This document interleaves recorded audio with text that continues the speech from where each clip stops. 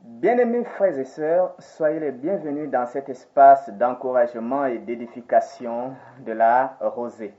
La parole de Dieu nous dit, voici, ô qu'il est agréable, qu'il est doux pour les frères et sœurs de demeurer ensemble. C'est comme l'huile précieuse qui répandue sur la tête, descend sur la barbe d'Aaron, qui descend sur le bord de ses vêtements. C'est comme la rosée de l'Hermon qui descend sur les montagnes de Sion, car c'est là que l'Éternel envoie la bénédiction, la vie pour l'éternité. Restons unis ensemble dans cet espace où coule la bénédiction et la vie pour l'éternité.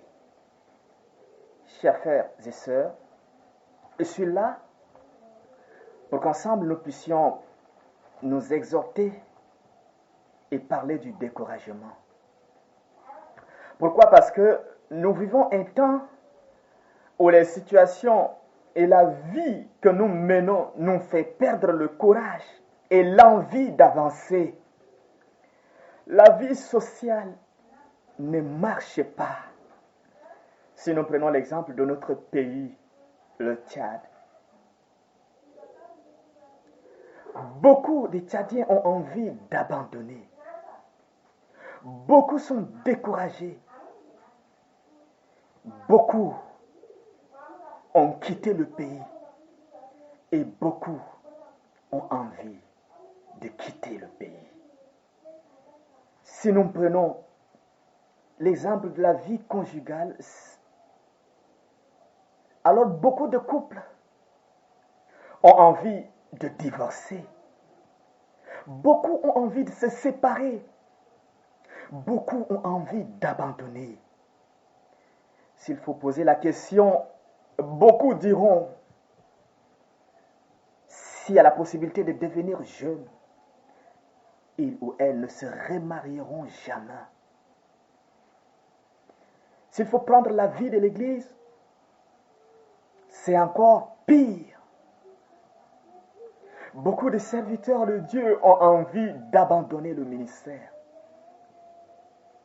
Beaucoup sont découragés et ont envie de lâcher. Beaucoup sont en train de travailler malgré eux. Ainsi, partout, de part et d'autre, nous sommes découragés à cause des situations que nous vivons, à cause des problèmes que nous traversons. Nous ne savons où aller. Nous sommes tous fatigués et chargés. Ce qui fait qu'on a perdu le courage. Nous sommes tous découragés de part et d'autre. On est prêt à craquer, prêt à abandonner. Mais j'aimerais vous dire qu'avec Dieu, c'est encore possible de voir fleurir l'amour brisé, cassé, de reconstruire sur l'ancienne ruine, comme la parole de Dieu nous le dit. C'est encore possible de poser la pierre au milieu des acclamations. Grâce et grâce. C'est encore possible que les montagnes tombent. Raison pour laquelle j'ai intitulé ce temps de partage le découragement. Ainsi, nous allons voir qu'est-ce que le découragement. Ensuite, quelles sont les causes du découragement. Puis, nous verrons les résultats ou les conséquences du découragement. Et enfin, comment vaincre le découragement. C'est à la lumière des Saintes Écritures que nous allons passer ce temps d'exhortation. Ainsi, permettez-moi de vous poser la question, qu'est-ce que le découragement? Le découragement, chers frères et sœurs, c'est l'état de celui qui est découragé, celui qui est dépourvu du courage. Or, le courage, c'est la capacité de vaincre sa peur pour braver les dangers, supporter la souffrance, entreprendre des choses douloureuses, difficiles, effrayantes. L'exemple de David. Dans 1 Samuel, le chapitre 17, où il est question du Philistin Goliath, un homme qui avait une taille de 6 coudées et un empas, qui a défié l'armée du Dieu Tout-Puissant. Ce Philistin a dit dans le verset 10 de 1 Samuel, le chapitre 17, « Je jette en ce jour un défi à l'armée d'Israël. Donnez-moi un homme et nous nous battrons ensemble. » Saül et tout Israël entendirent ces paroles du Philistin et ils furent effrayés et saisis d'une grande crainte. Le verset 11 le dit. Mais quand David est venu, il a eu le courage. Il n'est pas découragé. Il n'est pas effrayé. Il a ce courage, cette capacité de vaincre sa peur et de braver ces situations difficiles. Quand David est venu, le Philistin lui a dit, « Suis-je un chien pour que tu viennes à moi avec des bâtons ?» Et après l'avoir maudit par ses dieux, il ajouta, « Viens vers moi et je donnerai ta chair aux oiseaux du ciel et aux bêtes des champs. » Nous voyons dans le verset 45 que David n'a pas eu peur. Il a eu le courage. David dit aux Philistins, « Tu marches contre moi avec l'épée, la lance et le javelot. Et moi, je marche contre toi au nom de l'Éternel des armées, du Dieu de l'armée d'Israël, que tu as insulté. Aujourd'hui, l'Éternel te livrera entre mes mains. Je t'abattrai et je te couperai la tête. Aujourd'hui, je donnerai les cadavres du camp des Philistins aux oiseaux du ciel et aux animaux de la terre. Et toute l'armée saura qu'Israël a un Dieu. Et toute cette multitude saura que ce n'est ni par l'épée, ni par la lance que l'Éternel sauve. Car la victoire appartient à l'Éternel. Et il vous livre entre nos mains. Voyez quel courage David a face à ce géant Goliath. C'est ce que le courage est.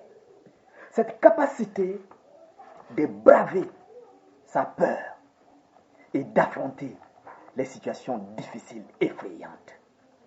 Ainsi, le découragement, c'est l'état de celui qui n'a pas de courage, qui n'a pas cette capacité. Celui qui a peur d'affronter les difficultés ou les situations douloureuses. Le découragement arrive au moment où on a peur, perdu le courage, peur de braver cette difficulté qui est devant nous. Et on relâche après avoir bien commencé. C'est ce qui était arrivé aux 10 espions dans Nombre, le chapitre 13. Lorsque nous voyons la parole de Dieu dans Nombre, le chapitre 13, alors nous voyons que l'Éternel avait parlé à Moïse et dit d'envoyer des hommes pour explorer le pays de Canaan qu'il donne aux enfants d'Israël. Le verset 1, le verset 2. Et Moïse a envoyé 12 espions. Quand ces 12 espions sont partis, ils ont exploré le pays. Et ils sont revenus au bout de 40 jours, ils ont fini d'explorer le pays et ils sont revenus. Au bout de 40 jours, le verset 25 nous dit. Mais lorsque nous voyons le verset 27, voici ce qu'ils racontèrent à Moïse. Nous sommes allés dans le pays où tu nous as envoyés. À la vérité, c'est un pays où coule le lait et le miel. En voici les fruits. Mais le peuple qui habite ce pays est puissant. Les villes sont fortifiées, très grandes. Nous y avons vu des enfants d'Anak. Les Amalécites habitent la contrée du Midi. Les Étiens, les Jébusiens et les Amoréens habitent la montagne. Et les Cananéens habitent près de la mer et le long du Jourdain. Au verset 33, ils ajoutent et ils disent, et nous y avons vu les géants, enfants d'Anak, de la race des géants. Nous étions à nos yeux et aux leurs comme des sauterelles. Et bien qu'ils sont des personnes, alors ils ont eu peur, effrayés, et ils disent qu'ils sont à leurs yeux et aux leurs comme des sauterelles. Et ils sont découragés. Et ils ont découragé aussi le peuple qui a commencé à murmurer dans le chapitre 14. Le peuple a commencé à murmurer et le peuple est découragé. C'est ce que le découragement est. Ainsi,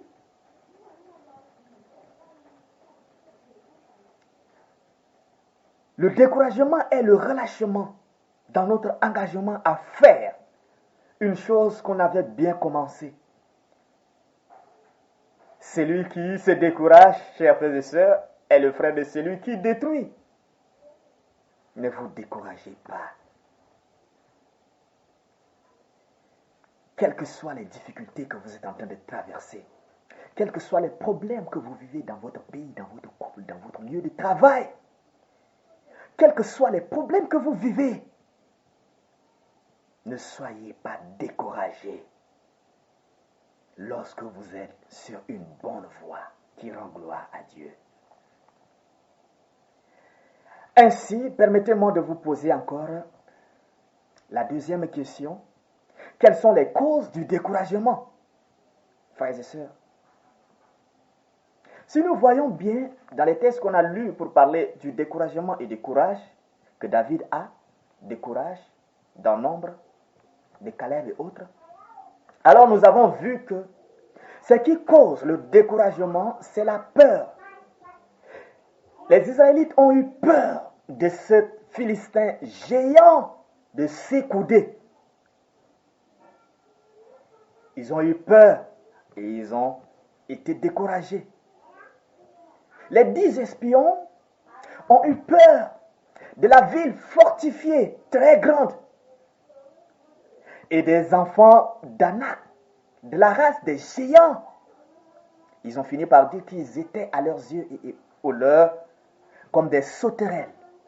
Donc ainsi, la première des choses, l'élément qui cause le découragement, c'est la peur. N'aie pas peur de cette situation, de ces problèmes. N'aie pas peur. Aie confiance en ton Dieu. La peur, lorsque nous voyons dans 1 Roi le chapitre 19, alors c'était la peur qui a fait que le prophète Élie a été découragé au point où il a demandé la mort. Puisqu'il a dit, c'en est assez. Et il a demandé la mort. La peur, c'est la crainte. La frayeur,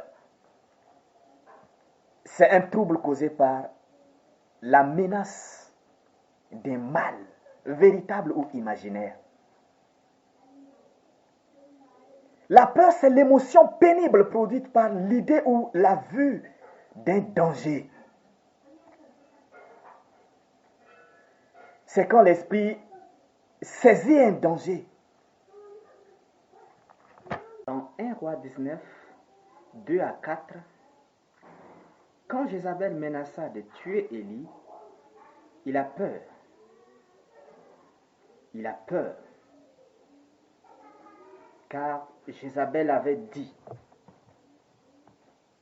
il a envoyé un messager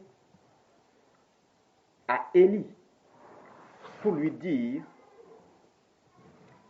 que les dieux nous traitent dans toute leur rigueur si demain à cette heure, je ne fais de ta vie ce que tu as fait de la vie de chacun d'eux. Élie, voyant cela, il se leva et s'en alla pour sauver sa vie. Il arriva à Beersheba, qui appartient à Juda, et il laissa son serviteur. Pour lui, il alla dans le désert, où après une journée de marche, il s'assit sous un genêt et demanda la mort, en disant, c'est assez, maintenant Éternel, prends mon âme, car je ne suis pas meilleur que mes pères. Ici, nous voyons que Élie est découragé. Le découragement est entré lorsque Jézabel a menacé Élie de mort. Car après que Élie avait prié et que le feu est descendu, il a saisi les prophètes de Baal, il les a tous égorgés. Et il a couru devant le roi jusqu'à venir dans le royaume. Et il a prié pour qu'il pleuve. Et c'est là où Jézabel lui a dit que l'Éternel, ou bien que c'est Dieu, le traite dans toute leur rigueur si elle ne fait pas de la vie d'Élie ce qu'Élie a fait de ses prophètes. Élie a eu peur et il est découragé. Deux fois, la peur nous conduit dans le découragement, comme nous avons dit. Les 12 espions qu'on avait parlé d'eux tantôt, ceux qui ont été envoyés dans Nombre 13, le verset 26, jusqu'au verset 33, là, ils ont eu peur, car ils avaient vu que le peuple était des géants, enfants d'Anak, et que les villes étaient fortifiées. Le verset 26 et verset 33. À cette vue, ils étaient terrorisés. Le verset 31 jusqu'au verset 33, au point où ils ont dit qu'ils étaient comme des sauterelles. Et pourtant, ils ne sont pas des sauterelles. Et cela a causé le découragement de tout le peuple qui murmurait contre Moïse et qui a décidé de retourner en Égypte. Mais, gloire soit rendue à Dieu qui a utilisé ces hommes, Caleb et autres, les deux des espions qui ont pris courage et qui ont encouragé le peuple à tenir bon et à avancer, car ils seront vainqueurs. La peur est la cause du découragement.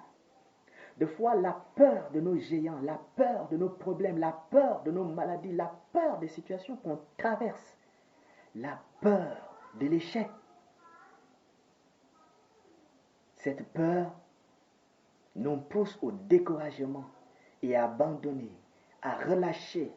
Et ainsi, le découragement s'installe dans nos vies, ce qui fait que les vies sont abattues, ce qui fait que les esprits sont abattus, ce qui fait que les cœurs sont brisés, ce qui fait qu'on n'a pas de courage d'avancer. Mais nous ne devons pas avoir peur. Nous ne devons pas avoir peur, mais nous devons placer notre confiance en Dieu, ayant les regards sur Jésus, l'auteur et le consommateur de la foi, afin d'avancer, de marcher sur les vagues et sur les tempêtes, sur les mers de problèmes de ce monde. Deuxième des choses, que nous devons voir dans les causes du découragement, c'est les œuvres de la chair. Lorsque nous laissons les fruits de la chair s'installer, cela cause le découragement, que ce soit de notre côté ou bien que ce soit du côté des autres. Prenons l'exemple d'un désir de la chair qui est la convoitise. La convoitise est un désir immodéré qui dépasse la mesure et déréglé. C'est une pulsion charnelle, comme on a parlé de la chair, qui nous pousse à vouloir posséder un bien ou un avantage qu'on n'a pas ou qu'on ne mérite pas. Cela peut nous pousser au découragement et aussi à décourager les autres. Dans Esdras, le chapitre 4, le verset 1, au verset 4, nous avons vu que c'est ce que les ennemis des Juifs ont fait pendant tout le temps du règne de Kyrios jusqu'au règne de Darius, roi de Perse. Au début, ces hommes ont voulu bâtir Jérusalem avec les Israélites. Ils ont convoité ce travail qui ne les appartient pas. Dans Esdras, le chapitre 4, le verset 1, le verset 2. Puis nous voyons que Jérobabel, Josué et les autres chefs de famille les ont refusés. Et ils ont dit, ce n'est pas votre affaire de bâtir la maison de Dieu. Nous bâtirons seuls la maison de Dieu. Donc ils les ont refusés dans le verset 3 de Esdras, le chapitre 4. Alors, cette convoitise s'est transformée en une jalousie et une haine. Ainsi, ils ont commencé à décourager et à intimider le peuple pour les empêcher de travailler. Le verset 4, si nous voyons bien le verset 4, il est dit qu'ils ont intimidé, ils ont découragé le peuple pour travailler. Et c'est ce qu'ils ont fait pendant tout le règne de Kyrios et de Darius. Si nous voyons aussi dans Nombre le chapitre 32, le verset 1, le verset 7, alors, 1 jusqu'à 7, nous voyons que les fils de Ruben et de Gad, lorsqu'ils sont sortis d'Égypte en allant vers Canaan, au moment de traverser le Jourdain, de traverser de l'autre côté vers la terre promise, alors, dans le chapitre 32, le verset 4 de Nombre, le verset 1 de Nombre, nous voyons que les fils de Ruben et de Gad qui ont des bœufs et qui ont des moutons, qui ont vraiment des animaux considérables. Alors, ils ont convoité la partie où il y a les herbes, il y a les bons arbres. Et ils ont voulu arrêter derrière le fleuve et laisser les autres tribus continuer. Donc, ils ont demandé à Moïse et à Éliazar et les princes de l'assemblée de rester de l'autre côté du fleuve. Mais nous avons vu que Moïse leur a dit, pourquoi cherchez-vous à décourager le peuple? Ils ont voulu décourager le peuple. Mais au vu des paroles que Moïse, Éliazar et les autres ont dit, alors ils ont accepté de combattre avec les autres jusqu'à ce que chacun ait la possession de ses terres avant, de ses parties, ses portions, avant de revenir s'installer définitivement. Mais ils ont laissé quand même les enfants et les animaux de l'autre côté. Donc, la convoitise, qui est le fruit de la chair, peut pousser au découragement. Dans un milieu, lorsque nous vivons dans la chair, nous ne serons pas à mesure d'avoir le courage d'avancer dans l'œuvre spirituelle et dans le chemin spirituel. Puisque là, la parole de Dieu nous dit que l'homme charnel n'accepte pas les choses de l'esprit. Et il ne peut pas les comprendre. Ce qui fait qu'on ne sera pas capable d'avancer. Nous serons ennuyés. Et si cela n'est pas de notre côté, que c'est de l'autre côté, dans un milieu où il y avait des frères et des sœurs, ou bien des gens qui vivent dans la chair, ceux-là vont décourager les autres qui cherchent et qui veulent plaire à Dieu. Puisque l'œuvre de la chair n'accomplit pas la volonté de Dieu. Et ceux qui vivent selon la chair ne sauront plaire au Seigneur, la parole l'a dit. Et ne sauront avancer pour glorifier le Seigneur. Ainsi, ce qui est la cause du découragement, c'est le fruit de la chair. Ce qui pousse les gens à murmurer contre vos travaux, ce qui pousse les gens à insulter, qui pousse les gens à calomnier, ce qui pousse les autres aussi à être orgueilleux, ce qui pousse les autres à faire des choses qu'il ne faut pas faire. L'œuvre de la chair, cela pousse et conduit dans le découragement. Mais nous devons marcher selon l'esprit afin de voir l'œuvre de Dieu s'accomplir dans nos vies et afin d'accomplir réellement la volonté de Dieu. Quel est le résultat du découragement? Lorsque nous voyons bien, le résultat du découragement, c'est l'abandon, le rejet et le relâchement. Puisque lorsqu'on est découragé, on abandonne l'œuvre, on abandonne l'engagement, on abandonne l'alliance, on abandonne le zèle, on abandonne ce désir de continuer. On est abattu et on est à plat puisqu'on a des fardeaux. Donc, les conséquences du découragement, c'est l'abandon. Dans 1 Roi, le chapitre 19, le verset 4 et le verset 5, nous voyons que Élie avait abandonné la mission et a demandé à Dieu de le prendre. Puis, il se coucha et s'endormit. Il a été découragé et il a abandonné le combat.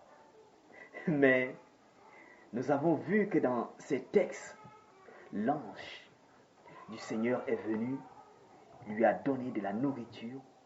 Et l'ange a dit au verset 7, l'ange de l'Éternel vint une seconde fois, le toucha et dit, lève-toi, mange, car le chemin est trop long pour toi. Lève-toi et mange, car le chemin est trop long pour toi. Élie a voulu abandonner, mais l'ange du Seigneur l'a encouragé. Il a demandé de se lever et de continuer à avancer. Le chemin est long pour lui. Dans Nombre, le chapitre 13 et le chapitre 14, qu'on a fait la lecture pour les 12 espions là. Dans le chapitre 14, nous avons vu que les enfants d'Israël étaient découragés et ont décidé d'abandonner la route de Canaan et de repartir en Égypte. Le verset 1 jusqu'au verset 5 du chapitre 14. Le découragement fera qu'on va abandonner la voie à suivre. On va relâcher, on va tourner le dos. Mais cela n'est pas bien. Ces conséquences détruisent plutôt que ne construisent. Les conséquences du découragement, c'est l'échec et la mort. Dans Nombre, le chapitre 14, le verset 11 au verset 23, nous voyons l'échec et la mort, puisque cela a causé la mort des enfants d'Israël dans le désert. Voyons ce que le Seigneur dit dans Nombre, le chapitre 14, le verset 11 jusqu'au verset 23. Nombre 14, le verset 11 au verset 23. Le verset 11 dit ceci. Et l'Éternel dit à Moïse, jusqu'à quand ce peuple me méprisera-t-il? Jusqu'à quand ne croira-t-il pas en moi, malgré tous les prodiges que j'ai faits au milieu de lui? Je le frapperai par la peste, et je le détruirai. Mais je ferai de toi une nation plus grande et plus puissante que lui. Moïse dit à l'Éternel, les Égyptiens l'apprendront, eux du milieu desquels tu as fait monter ce peuple par ta puissance. Et ils le diront aux habitants de ce pays. Ils savent que toi, l'Éternel, tu es au milieu de ce peuple, que tu as apparaît visiblement. Toi, l'Éternel, que ta nuée s'éteint sur lui, que tu marches devant lui, le jour dans une colonne de nuée et la nuit dans une colonne de feu. Si tu fais mourir ce peuple comme un seul homme, les nations qui ont entendu parler de toi diront, l'Éternel n'avait pas le pouvoir de mener ce peuple dans le pays qu'il avait juré de lui donner. C'est pour cela qu'il l'a égorgé dans le désert. Maintenant que la puissance du Seigneur se montre dans sa grandeur comme tu l'as déclaré en disant, l'Éternel est lent à la colère et riche en bonté. Il pardonne l'iniquité et la rébellion, mais il ne tient point le coupable pour innocent, et il punit l'iniquité des pères sur les enfants jusqu'à la 3e et la 4e génération.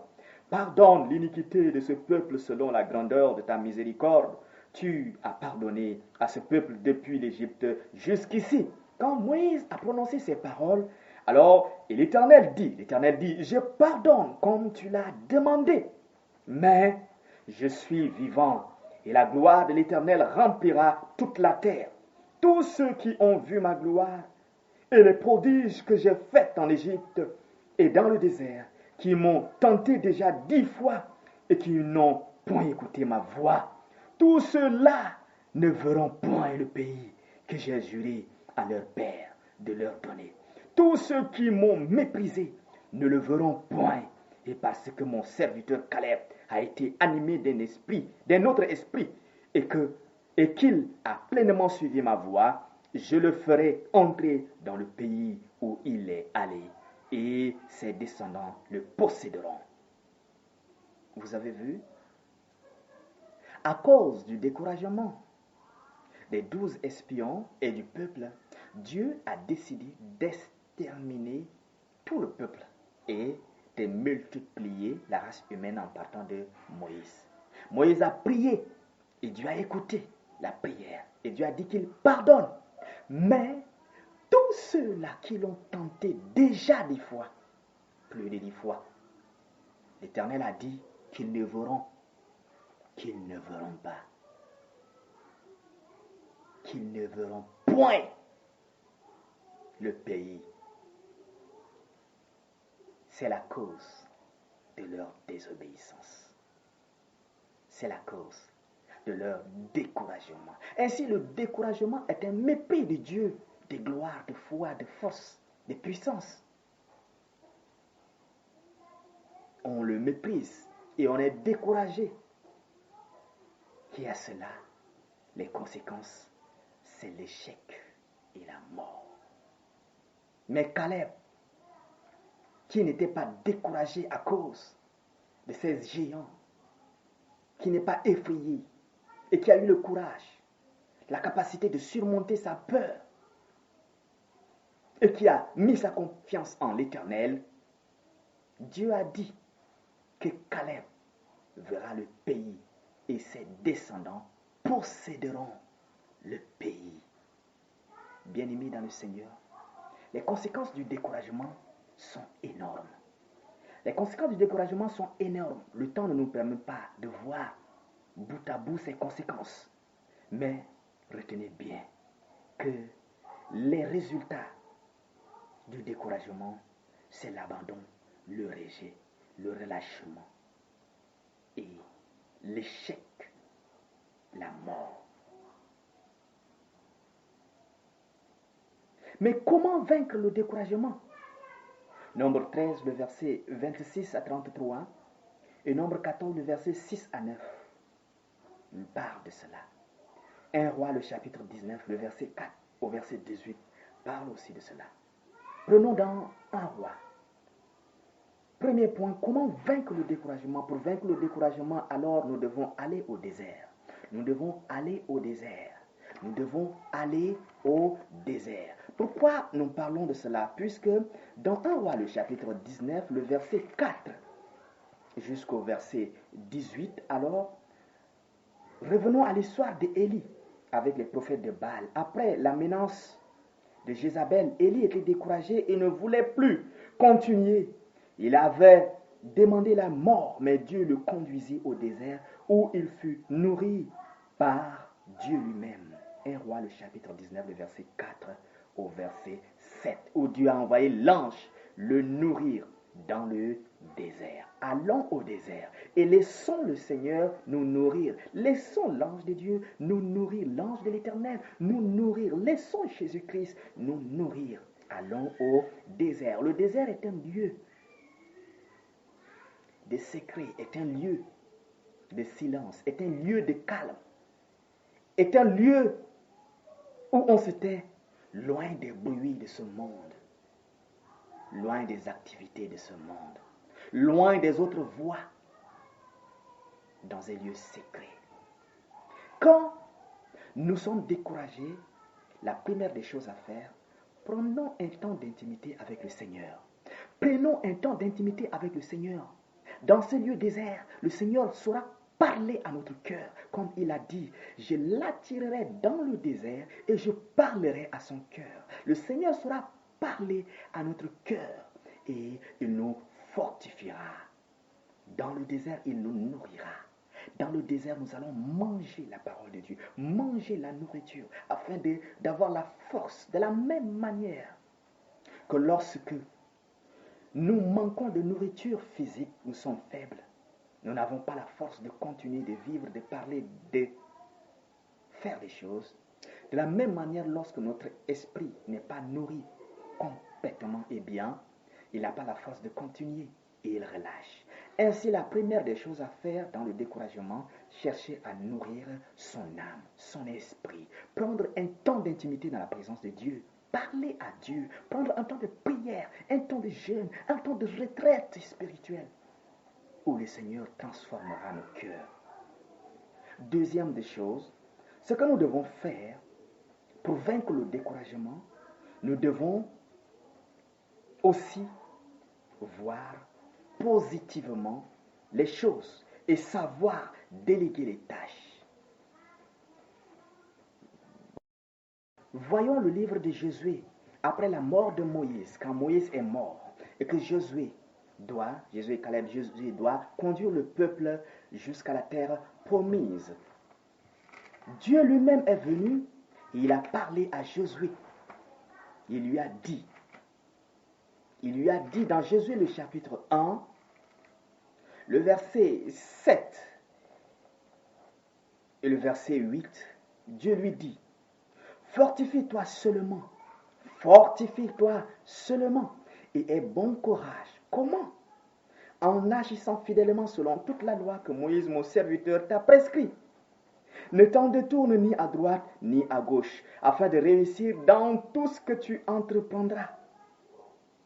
Que ce livre de la loi ne s'éloigne point de ta bouche. Mange-le. Médite-le jour et nuit pour agir fidèlement selon tout ce qui est écrit. Car c'est alors que tu auras du succès dans tes entreprises. C'est alors que tu réussiras. Le secret du réussite, le secret d'avoir du courage, c'est d'agir fidèlement selon la loi de l'Éternel. Et pour cela, nous devons méditer le livre de la loi, méditer la parole de Dieu jour et nuit. Deuxièmement, pour vaincre le découragement, il faut voir positivement les choses. Voir positivement les choses et savoir déléguer aussi les tâches. Dans Nombre, le chapitre 13, le verset 30, Caleb a vu les choses positivement. Il dit, montons, emparons-nous du pays, nous y serons vainqueurs. Quand les 10 espions ont dit qu'ils ont vu les géants, les enfants d'Anak, et qu'ils étaient des sauterelles à leurs yeux, Caleb a dit, montons, nous y serons vainqueurs. Nous y serons vainqueurs. Voyons positivement les choses. C'est très important. C'est très important. Dans Nombre, le chapitre 14, le verset 7, il dit, le pays est très bon et excellent. Il a vu que le pays est très bon et excellent. Voyons positivement les choses. Arrêtons de voir les choses négativement. Arrêtons de dire cela ne va jamais changer. Cela n'avancera jamais. On ne finira jamais. Je ne peux pas y arriver. Cette maladie ne se guérira jamais. Arrêtons de dire, cette femme ne va jamais changer. Ce mari ne va jamais changer. Non, voyons positivement les choses. Il va changer. Elle va changer. Ça va aller. Le Seigneur nous guérira. Le Seigneur ouvrira les portes. Le Seigneur changera la situation du pays. Le Seigneur changera la situation de la famille. Le Seigneur interviendra. Ayons pour slogan, ça va aller. Ça va aller. Même si ça ne marche pas, ça va aller. Ceci, c'est la foi. Savoir marcher par la foi et non par la vue. C'est très, très, très, très important. Dans 1 Roi, le chapitre 19, le verset 14, le verset 18, alors nous avons vu aussi que Élie, lorsqu'il est découragé, il a dit, c'est assez qu'il est le seul, qu'il est resté lui seul et qu'il n'est pas meilleur que ses pères et ses frères. Donc il a demandé la mort. Mais Dieu lui a dit, reprends ton chemin. Reprends ton chemin.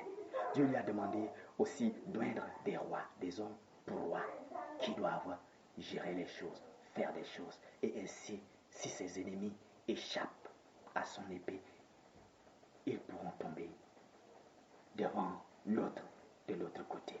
Ce que nous devons faire, c'est de voir positivement les choses et savoir aussi déléguer les tâches, savoir aussi partager les tâches, savoir aussi orienter les choses pour que le nom de Dieu soit glorifié. Mais tu dois savoir que tu n'es pas seul. J'ai laissé 7000 personnes qui n'ont pas fléchi les genoux devant Baal. Ça, c'est la réponse que Dieu a donnée à Élie. Lorsqu'il a dit qu'il est seul, Dieu a dit non, tu n'es pas seul. Il faut voir positivement et savoir déléguer les tâches, comme nous avons dit. Beaucoup de discernement sous l'onction du Saint-Esprit. Nous devons avoir vraiment de discernement dans les choses, sous l'onction du Saint-Esprit. Et savoir dire les choses, savoir choisir les gens pour le travail, pour nous aider, pour nous soutenir, pour nous encourager et pour orienter les choses. Savoir discerner et faire des choses dans la plénitude de l'esprit. C'est très important. Ceci nous permettra de nous placer dans la foi, dans la pleine foi. Donc, nous devons, troisièmement, placer notre confiance en Dieu et compter sur lui seul. Dans Nombre, le chapitre 14, le verset 8, et dans Deutéronome, le chapitre 9, le verset 1 au verset 6, alors nous avons vu qu'il est question de foi en Dieu. Il est question de foi en Dieu. Placer sa confiance en Dieu. Caleb a dit, montons, nous y serons vainqueurs si l'Éternel est avec nous. Placer sa confiance en l'Éternel. Et dans Deutéronome du chapitre 9, le verset 1 à 6, nous avons vu qu'il est question de placer sa confiance en l'Éternel. C'est pourquoi Hébreux, le chapitre 12, le verset 1 au verset 3 nous dit que puisque nous avons un si grand nombre de témoins, puisque nous avons un si grand nombre de témoins et que nous sommes environnés d'une si grande nuée de témoins, rejetons tout fardeau et le péché qui nous enveloppe si facilement et courons avec persévérance dans la carrière qui nous est ouverte. Ayant les regards sur Jésus qui suscite la foi et l'amène à la perfection en échange de la joie qui lui était réservée. Il a souffert la croix, méprisé l'ignominie et s'est assis à la droite du trône de Dieu. Considérez en effet celui qui a supporté contre sa personne une telle opposition de la part des pécheurs, afin que vous ne vous lassiez point l'âme découragée. Vous n'avez pas encore résisté jusqu'au sang en luttant contre le péché.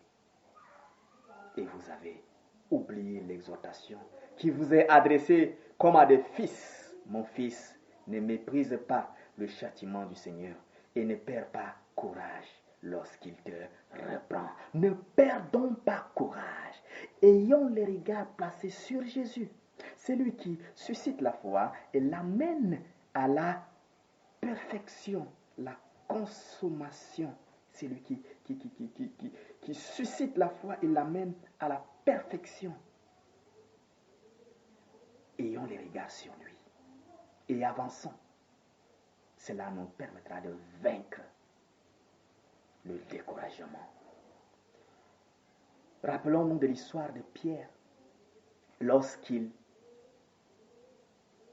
ont vu, ils étaient dans la barque et que le vent se levait et lorsqu'il faisait déjà sombre nuit et qu'ils ont vu Jésus marchant sur l'eau, ils lui ont dit,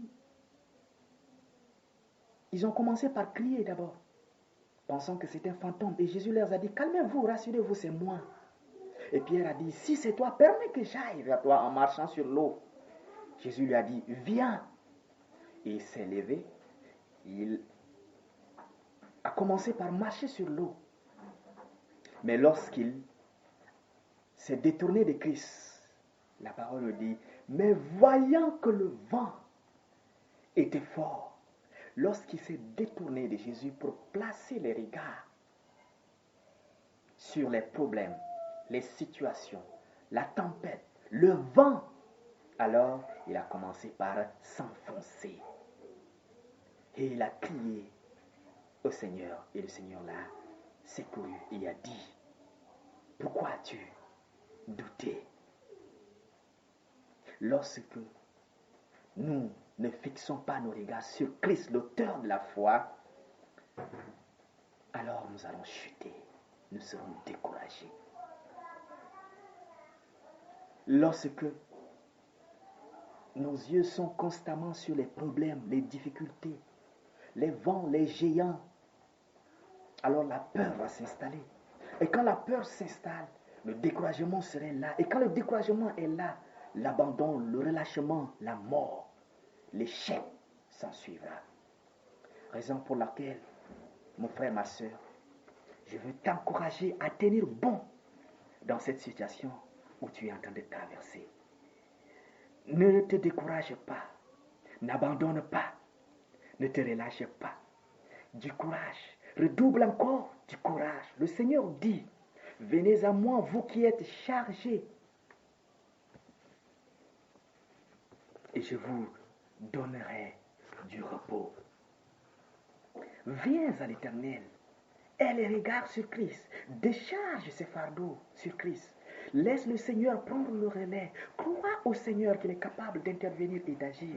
Et continue par avancer, continue par lutter, continue par combattre, continue par agir, continue par parler, continue par faire de bonnes choses. Tu réussiras. Continue par faire confiance en Dieu. Continue par parler à Dieu, par méditer sa parole. Continue par laisser la parole de Dieu prendre place dans ton cœur. Continue par agir. Chaque chose